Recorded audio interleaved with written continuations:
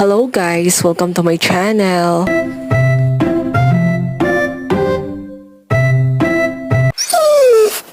For today's vlog, may dalawang langka ako dito.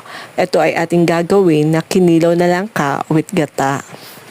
Pagkatapos kong hugasan, lalagyan lang natin ito ng katamtaman na tubig para lutuin at palambutin.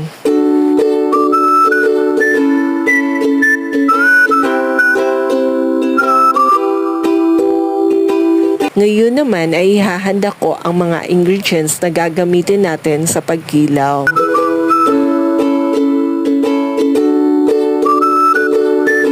Hiwain lang natin ang mga ingredients sa maliit na parte.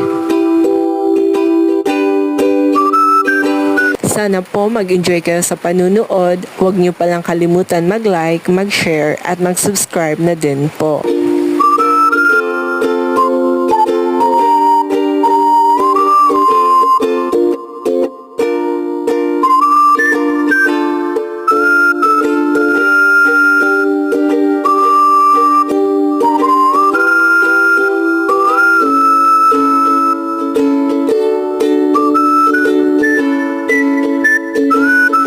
Natapos ko na po hiwain ang lahat at ready na ito ihalo sa gata.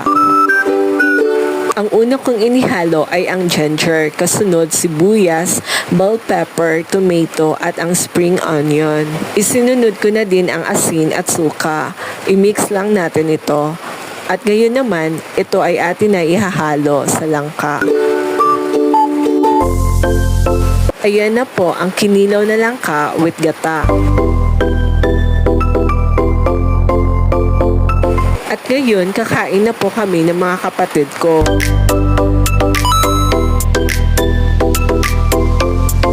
Salamat po sa panunood. Huwag niyo palang kalimutan mag-like, mag-share at mag-subscribe na din po. Ingat po!